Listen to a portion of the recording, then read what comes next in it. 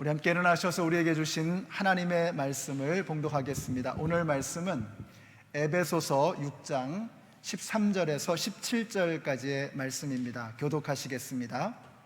그러므로 하나님이 주시는 무기로 완전히 무장하십시오. 그래야만 여러분이 악한 날에 이 적대자들을 대항할 수 있으며 모든 일을 끝낸 뒤에 설 수 있을 것입니다. 그러므로 여러분은 진리의 허리띠로 허리를 동이고 정의의 가슴막이로 가슴을 가리고 버티어 서십시오. 발에는 평화의 복음을 전할 차비를 하십시오. 이 모든 것에 더하여 믿음의 방패를 손에 드십시오.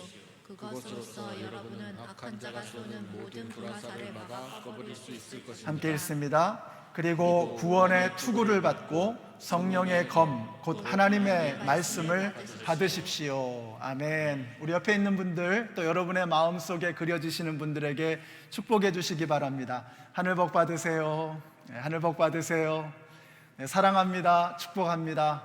하늘 복 받으세요. 건강하십시오. 오늘 구원의 투구를 눌러 쓰자라는 제목으로 하나님 말씀 증거하겠습니다. 하나님의 전신갑주는 총 6개로 되어 있습니다. 그 중에서 보호 장비가 5개이고 공격 무기가 하나입니다. 기억을 한번 더듬어 보겠습니다. 그리고 이참에 외워두시면 좋겠습니다. 먼저 진리의 허리띠, 그리고 정의의 가슴막이, 그리고 평화의 복음 신발, 그 다음에 지난주에 살펴본 믿음의 방패, 그리고 이제 오늘은 구원의 투구입니다. 그리고 다음 주에는 우리가 윤희문 목사님의 말씀을 들은 다음에 그 다음 주에 말씀의 검을 살펴보도록 하겠습니다. 자, 그림을 먼저 좀 한번 보겠습니다. 이건 제가 자전거를 탈 때 쓰는 저의 헬멧입니다. 그 다음에 이건 이제 저는 아니고요. 오토바이를 탈 때 쓰는 헬멧입니다. 그 다음에 공사장에서 사용하는 헬멧이고요. 이건 이제 군인들의 철모. 이것은 로마 군사들의 투구입니다. 여기 보시는 것처럼 모양과 재질, 그리고 용도와 시대가 다 다르지만 한 가지 공통점은 이 모든 것들이 다 위험한 상황에서 한 곳을 보호하고 있죠. 바로 머리입니다. 머리를 보호하는 게 굉장히 중요합니다. 왜냐하면 머리는 한번 다치면 돌이키기 어려운 심각한 부상을 당할 수 있기 때문입니다. 그래서 하나님의 전신갑주에서도 투구를 빠뜨리지 않았습니다. 필시 바울은 로마 군사들의 갑옷을 보면서 이 하나님의 전신갑주를 생각했을 것입니다. 그 중에서도 로마 군사들의 투구는 굉장히 인상적입니다. 당시 다른 군대에서도 투구를 썼는데 그들이 만드는 투구는 기껏해야 동물의 뼈라든지 가죽, 천 이런 것들을 사용해서 만드는 아주 허술한 투구였습니다. 그런데 반면에 헬라나 로마 군대의 투구는 굉장히 인상적이었습니다. 그들은 투구 제작에 심혈을 기울였습니다. 그래서 재료는 주로 청동으로 만들었고요. 무게를 지탱할 수 있도록, 머리로 지탱할 수 있도록 그 안에 안감으로 천이나 가죽을 대었습니다. 그리고 얼굴을 보호할 수 있도록 만들었죠. 이 장교들의 경우는 투구를 이 금으로 만든, 이 철로 만든 합금을 사용을 했습니다. 그리고는 이렇게 멋있게 깃털이나 여러 가지 금이나 은 이런 것들로 장식을 할 수 있도록 그렇게 만들었습니다. 그래서 이렇게 보면 그 위용이 정말 대단합니다. 겉으로만 봐도. 그래서 멋을 낼 수 있도록 또 만들어 놨다는 거죠. 근데 이 멋을 내는 게 굉장히 중요한 것 같아요. 구원의 투구는 정말이지 예수 믿는 사람들을 아주 멋스럽게 만들어주는 그러한 굉장히 중요한 장비라고 생각이 됩니다. 자, 그러면 이 구원의 투구가 뭔가 하는 것입니다. 구원의 투구는 한마디로 구원의 확신입니다. 여러분, 구원의 확신이 있는 성도는 강력합니다. 그리고 굉장히 멋있습니다.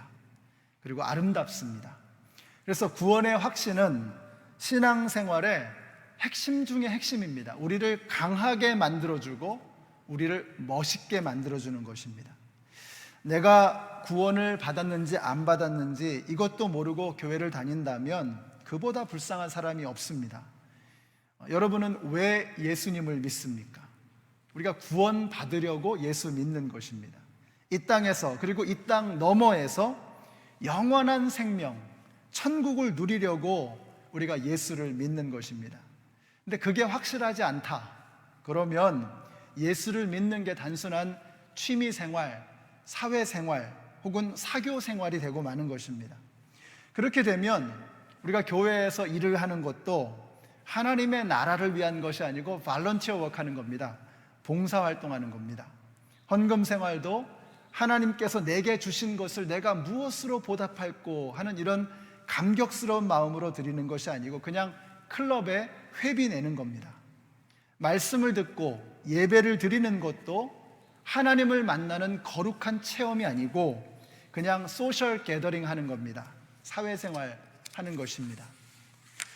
그러니까 구원의 확신, 구원의 근거에 문제가 생기면 신앙의 근본이 무너지게 되는 것입니다.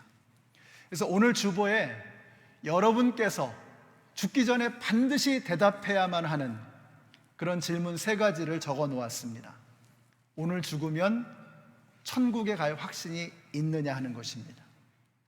오늘 죽으면이라고 했어요. 왜냐하면 우리는 오늘 죽을 수 있는, 내일을 장담할 수 없는 그런 연약한 존재이기 때문입니다. 그런데 그때 내가 죽었을 때에 그때 어디에 가 있을까? 굉장히 중요합니다. 많은 사람들이 그래요. 죽어봐야 알지요. 죽어봐야 알지요. 근데 여러분의 생명이 고작 죽어봐야 알아도 될 정도로 그렇게 하찮은 것인가? 여러분은 100년짜리가 아닙니다. 여러분은 영원짜리입니다. 그러니까 여러분의 생명은 영원한 것입니다. 예수를 믿으나 안 믿으나 영혼을 가진 인간이라는 존재는 영원히 존재하게 되어 있어요. 다만 그 영원한 시간을 어디에서 보낼 것이냐.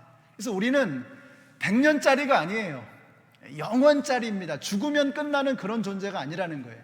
그래서 죽어봐야 알지요 할 정도로 그렇게 하찮은 생명이 아니라는 것입니다. 여러분이 죽기 전에 반드시 그 해답을 얻어야만 하는 것입니다. 성경에서는 그 해답을 분명하게 우리에게 말씀하고 있습니다. 천하 인간의 구원을 얻을 만한 다른 이름을 우리에게 주신 일이 없다고 했어요. 그 이름이 무엇입니까? 예수 그리스도. 아들이 있는 자에게는 생명이 있고 하나님의 아들이 없는 자에게는 생명이 없느니라. 그 아들이 누구예요? 예수 그리스도. 내가 곧 길이요 진리요 생명이니 나로 말미암지 않고는 아버지께로 올 자가 없느니라. 내가 누구예요? 예수 그리스도. 예수 그리스도가 답이라는 것입니다. 주 예수를 믿으라 그리하면 너와 내 집이 구원을 얻으리라. 이렇게 말씀하셨어요. 성경에는 우리에게 분명한 답을 주고 있습니다.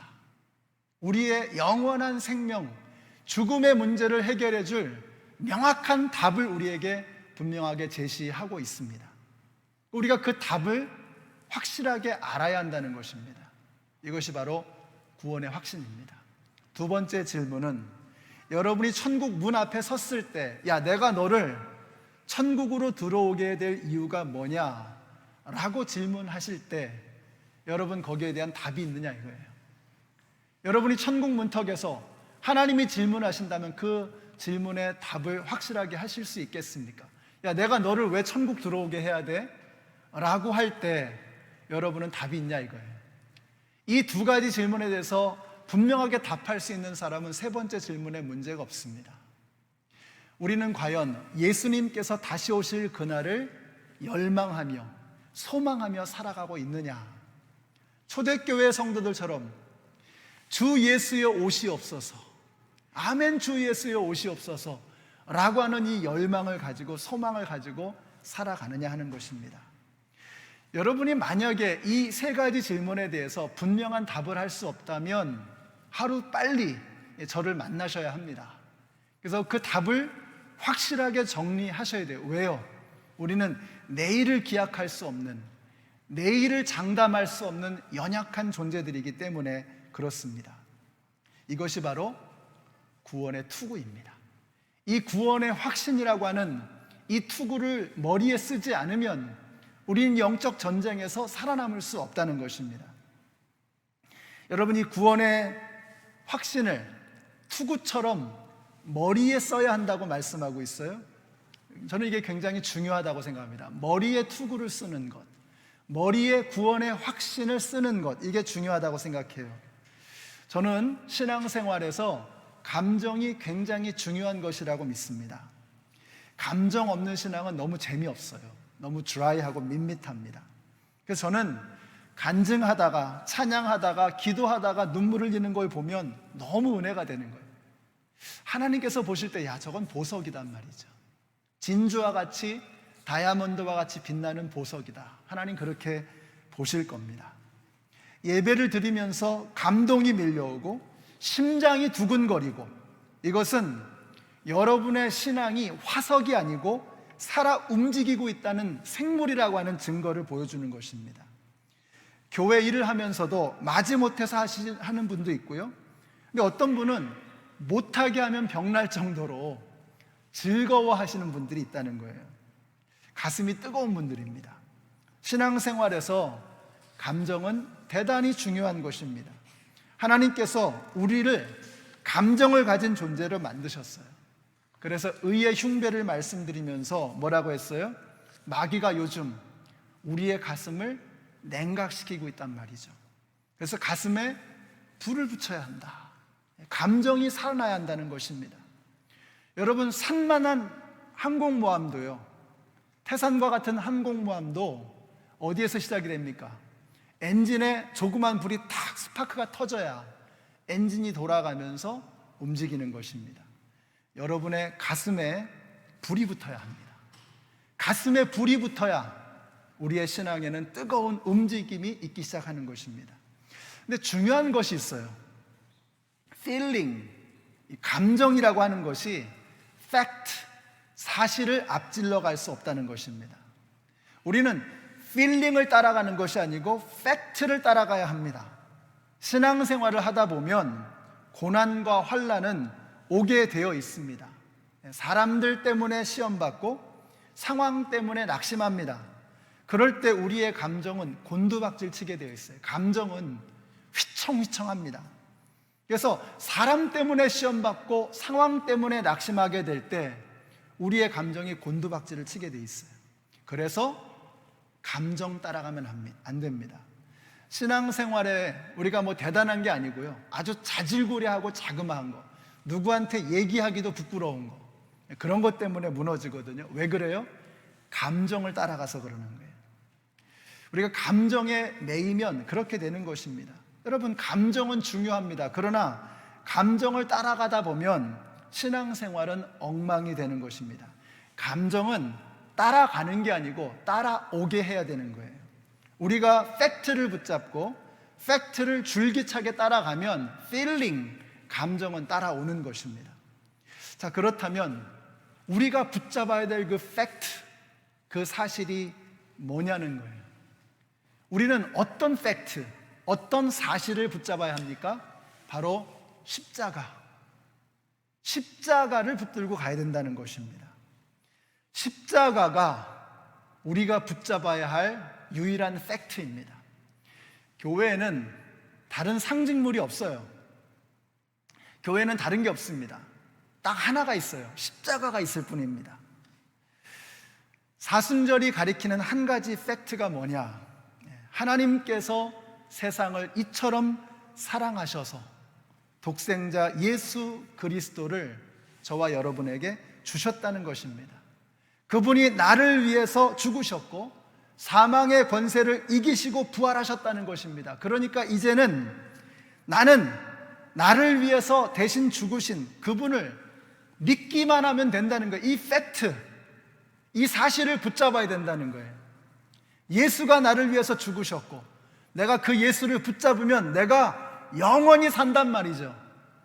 살아서 그를 믿으면 영원히 살고, 죽어서 믿으면, 죽기 전에 믿으면 이게 살아난다는 거예요. 이것이 우리의 믿음이라는 것입니다. 그러니까 믿음은 그런 능력을 갖는 거예요. 우리 예수를 믿는 이 믿음, 이 팩트, 이 사실을 붙잡게 될 때 우리의 믿음은 견고하게 서는 것입니다. 십자가는 하나님께서 나를 사랑하시고 나를 위해 죽으셨고 나를 위해 살 길을 열어 놓으셨다는 팩트인 것입니다.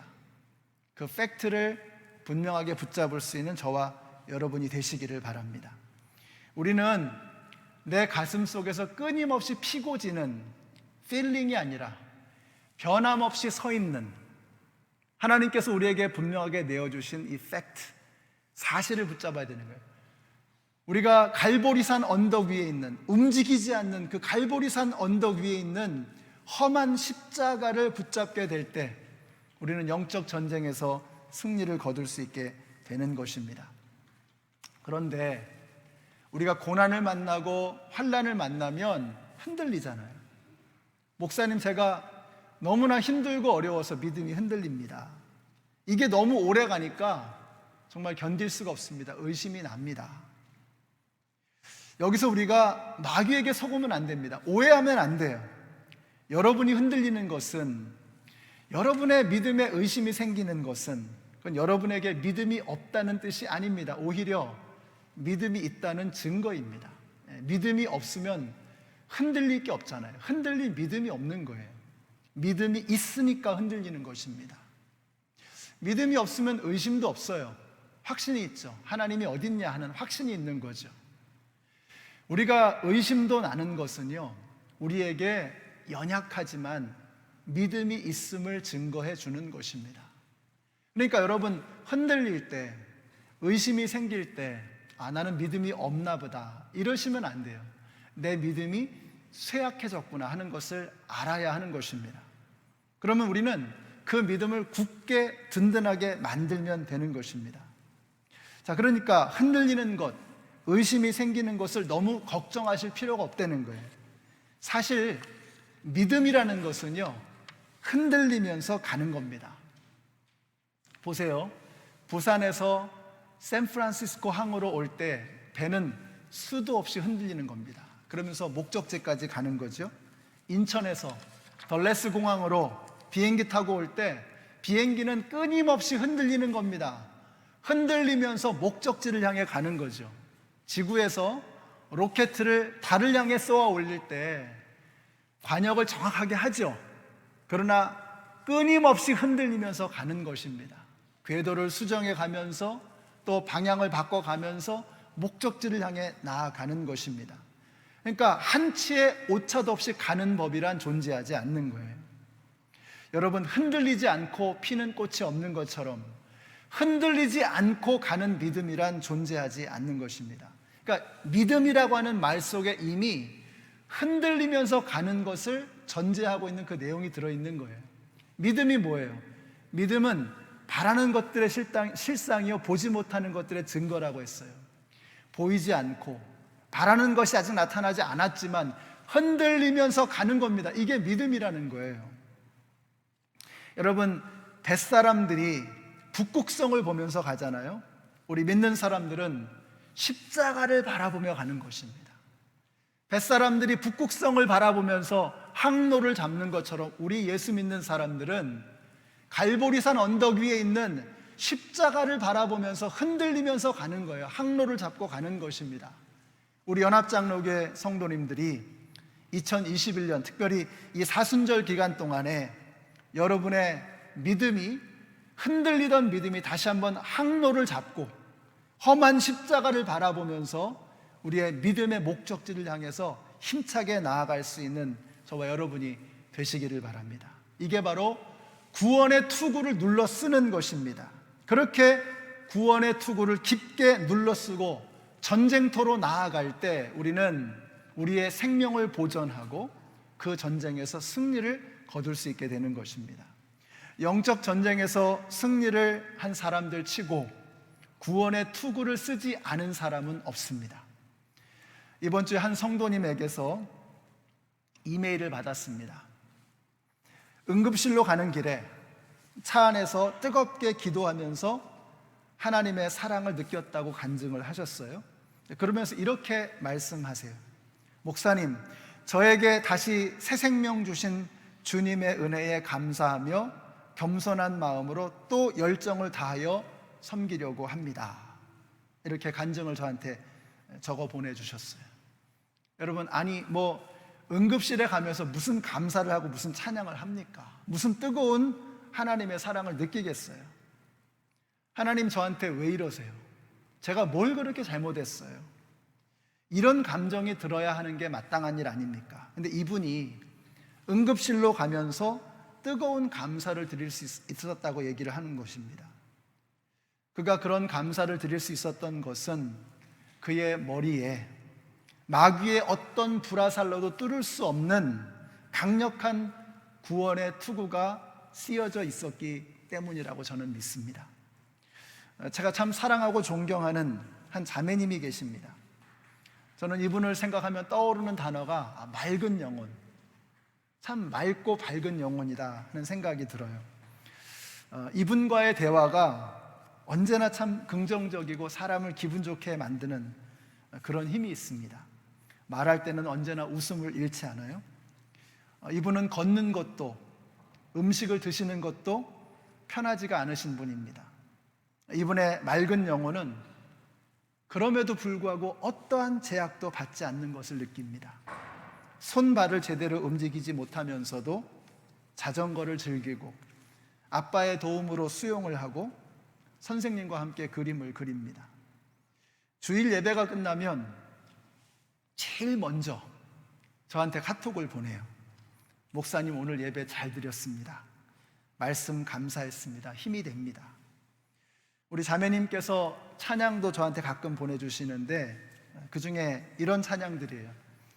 하나님은 너를 만드신 분, 너를 가장 많이 알고 계시며 하나님은 너를 지으신 분, 너를 가장 깊이 이해하신단다. 최근에 I run to the Father, 내가 아버지께 달려가나이다, 이런 찬양도 보내주셨고, 이번 주의 찬양 중에는 내가 여호와를 기다리고 기다렸더니 나의 부르짖음을 들으사 응답하셨도다. 나의 부르짖음을 들으사 응답하셨도다. 저는 이 자매님의 머리에 그 누구도 해할 수 없는 구원의 투구가 쓰여져 있다고 하는 것을 확실하게 봅니다. 성경은 단단한 구원의 투구를 눌러쓴 성도들의 멋진 승리의 이야기로 가득합니다. 세상 모두가 비웃어도 자신의 사명을 완수했던 노아 할아버지, 은퇴 연령을 훨씬 넘긴 75세의 나이에 본토 친척 아비의 집을 떠난 아브라함, 80세에 홍해 바다를 건넜던 모세, 85세에 이 산지를 내게 주소서 하며 전쟁터로 나아갔던 갈렙, 어머니의 하나님이 바로 나의 하나님입니다 고백하며 고향 땅을 떠났던 다윗의 증조 할머니 룻, 기도하다가 사자굴에 들어갔던 다니엘, 그리 아니하실지라도 하면서 풀무불을 마다하지 않았던 사드락과 메삭과 아벳느고, 하나님 앞에서 너희 말 듣는 것이 하나님 말씀 듣는 것보다 옳은가 너희가 판단하여 보라 라며 오히려 호통을 쳤던 베드로와 요한, 주 예수께서 나에게 주신 사명을 마치려 하면은 나의 생명을 조금도 귀한 것으로 여기지 아니하노라 선언했던 사도 바울, 그는 마지막 한 방울까지 다 주님 앞에 생명을 드렸습니다. 그들이 끝까지 포기하지 않고 마지막 최후 승리를 거둘 수 있었던 유일한 이유가 무엇일까? 생각해 보면 답은 명확합니다. 그들에게 그 어느 누구도 흔들 수 없는 구원의 확신이라고 하는 투구가 머리에 쓰여져 있었던 거예요. 그러니까 이 확신이 있으니까 그들은 죽음을 두려워하지 않고, 이 확신이 있으니까 살던 고향을 떠나고, 이 확신이 있으니까 세상 어느 누가 비웃어도 흔들림이 없는 것입니다. 이 구원의 확신의 투구가 우리의 머리에 쓰여져야 합니다. 제가 오늘 새벽에 이 말씀을 다시 묵상하는데 문득 잠언 16장 9절의 말씀이 생각이 났어요. 사람이 마음으로 자기의 길을 계획할지라도 그의 걸음을 인도하시는 이는 여호와시니라. 우리가 아무리 우리의 계획을 하고 우리의 생각으로 우리의 앞길을 예측하고 준비하고 우리는 항상 그렇게 살잖아요. 그런데 그대로 되는 법이 없죠. 우리가 계획한 대로, 우리가 생각한 대로 되는 법이 세상에 있습니까? 우리가 그렇게 우리의 계획대로 되지 않아도 우리 예수 믿는 사람들이 흔들림 없이 이 믿음의 길을 걸어갈 수 있는 이유가 무엇입니까? 그 걸음을 인도하시는 분이 여호와 하나님이시라고 하는 이 확신이 우리에게 있기 때문인 것입니다. 이 확신이, 나를 사랑하시는 그 하나님은 전능하신 하나님이시며 나를 사랑하시는 그 하나님은 나의 앞길을 헤아려 주시는 섬세하신 돌보시는 하나님이시라고 하는 것을 내가 믿게 된다면 우리는 어떤 상황에서도 두려워하지 않고 이 믿음의 길을 걸어갈 수 있는 것입니다. 아까 제가 예배를 시작할 때 시편 19편을 인용했습니다. 시편에 보면요, 유난히 하늘을 바라보는 이야기가 참 많더라고요. 시편 한번 쭉 읽어보세요. 갑자기 하늘의 별과 달을 보면서 궁창을 생각하면서 천지를 지으신 하나님을 생각하면서, 여러분, 그들이 힘들고 어려운 일이 있으면 하늘을 바라보는 거예요. 그 하늘에 누가 계세요? 하나님이 계시죠. 이 모든 천지 만물이 누가 지으셨어요? 하나님이 지으신 거예요. 하나님이 창조자이시라면, 그 하나님께서 나를 선택하셨고 나를 사랑하신다면, 그러면 그 하늘 아래에서 벌어지는 그 어떤 일도 우리에게 두려운 게 없는 것입니다. 우리가 계획하고 우리가 생각한 것이 다 무너지고 다 안개처럼 바람처럼 날아가 버려도 우리의 걸음을 인도하시는 분이 하나님이시라면, 그 하나님께서 하늘을 지으시고 나를 선택하신 분이시라는 것을 확신하게 되면 두려울 게 없다는 거예요. 사탄 마귀가 우리를 건드릴 수 없다는 것입니다. 우리의 몸에 가장 높은 곳에 머리가 있잖아요. 그 머리에 하나님께서 우리를 지으셨다는 이 구원의 확신, 하나님이 나를 선택하셨다는, 하나님의 나의 생명을 보호하고 계신다고 하는 이 확신을 머리에 투구로 눌러 쓴다면 우리의 머리 아래에서 벌어지는 그 모든 일들 우리가 하나님께 내어 맡기고 두려움 없이, 염려 없이 이 땅을 살아갈 수 있는 것입니다. 사랑하는 성도 여러분, 시편의 기자들처럼 성경에 나오는 그 숱한 승리의 믿음의 선조들처럼 우리가 힘들고 어려울 때에, 고난과 환난이 우리를 가로막을 때에 고개를 들어서 하늘을 바라보십시다. 그 하나님께서 이 세상을 창조하셨고, 그 하나님께서 저와 여러분을 선택하셨고, 하나님께서 우리를 얼마나 사랑하시는지 우리를 위해서 당신의 아들 예수 그리스도를 보내주셨습니다. 이 구원의 확신의 투구가 우리의 머리에 쓰여진다면 우리는 결코 무너지지 않을 것입니다.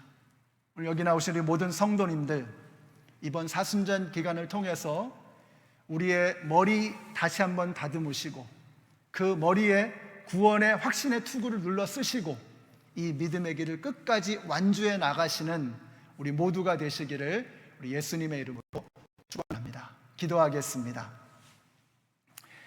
하나님 감사합니다.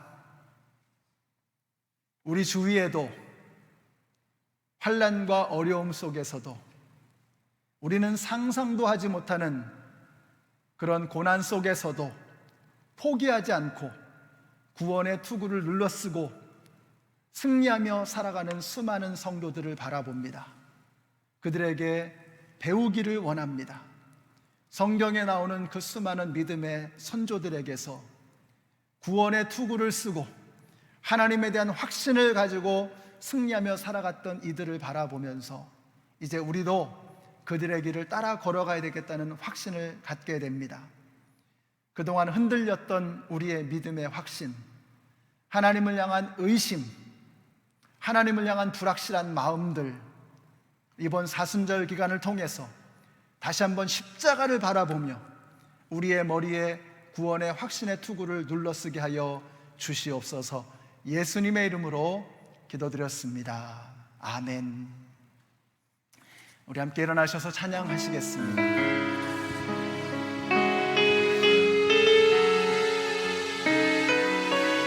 십자가를 붙들고 나아가는 우리 성도님들이 되시기를 바랍니다.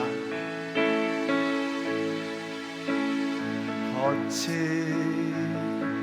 주의 십자가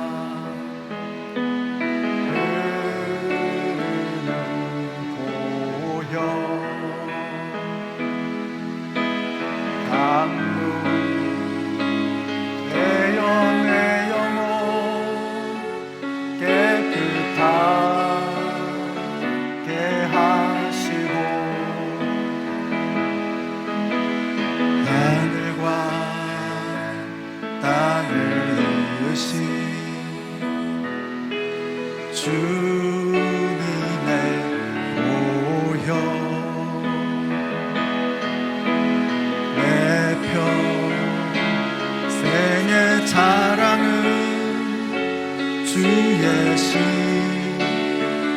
십자가로다. 주의 보혈 흐르는데 믿고 뛰어나가. 주의 은혜 내가 입어 깨끗하게 되었네.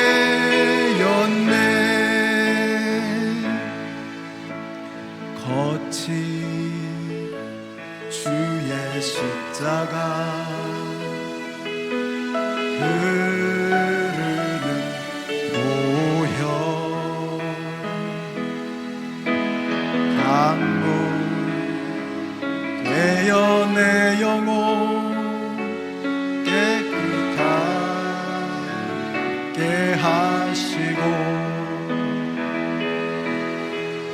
하늘과 땅을 이으신 주님의 보혈 내 평생의 자랑은 주의 십자가로다. 주의 보혈 흐르는데 믿고 뛰어나가. 주의 은혜 내가 입어 깨끗하게. 십자가에서 흐르는 주님의 보혈을 바라봅니다. 주의 보혈 능력 있도다. 주의 피 믿으오. 주의 보혈 그 어린 양의 매우 귀중한 피. 다시 한번 주의 보혈 능력 있도다. 주의 보혈 능력 있도다. 주의 피 믿으오. 주의 보혈 그 어린 양의 매우 귀중한 피로다. 시간 한번 기도하겠습니다. 기도하실 때 이번 주에 이제 한국으로 돌아가시는 우리 박영민, 우지혜, 예영이, 한영이 가정을 위해서 기도하겠습니다. 하나님께서 지난 1년 동안을 미국에서 안전하게 지켜주셨습니다. 이제 그들이 한국에 돌아가서 이제 한국에서 삶을 이어가실 때에 하나님께서 그들에게 베풀어 주시는 은혜를 더욱더 감사하며 더욱더 누리며 살아가는 복된 삶이 있게 하여 주시고, 저들을 통해서 하나님의 나라가 확장되게 하여 주시옵소서. 우리 축복하며 기도해 주시기를 부탁드립니다. 또 우리 성도님들 영적으로 또 육적으로 또 마음으로 힘들어하는 그런 모든 어려움들을 하나님께서 이겨주시고 승리하게 하여 주시옵소서. 구원의 투구를 눌러쓰고 이 어려움 속에서도 승리하는 저들 되게 하여 주시옵소서. 또 우리 성도님들 이제 이번 사순절 기간 동안에 하나님을 향한 신앙의 영점을 조절하고 십자가에 초점을 딱 맞추고 우리 십자가를 향해서 힘차게 나아가는 우리 성도님들이 될 수 있도록 이번 사순절 기간을 위해서 함께 기도하겠습니다. 우리 합심해서 우리 동성으로 기도하겠습니다. 좋으신 사랑의 하나님, 주님의 은혜를 감사합니다. 하나님께서 우리 박영민 성도, 은지의 자매, 예영이 하나님을 너무나 사랑하셔서 지난 동안 미국 땅에서 하나님의 은혜를 경험하며 살게 하시니 너무나 감사합니다. 하나님, 그들을 향해서 베풀어 주시는 하나님의 놀라운 은혜가 저들 가운데 임하게 하여 주시기를 원합니다. 한국 땅에서도 그 은혜가 멈추지 않게 하여 주시고, 그곳에 가서도 하나님께서 베풀어 주신 그 놀라우신 하나님의 사랑을 찬양하며 하나님의 영광을 드러내고 하나님의 도구로 멋지게 쓰임받으며 나아가는 저들이 되게 하여 주시기를 간절히 원합니다.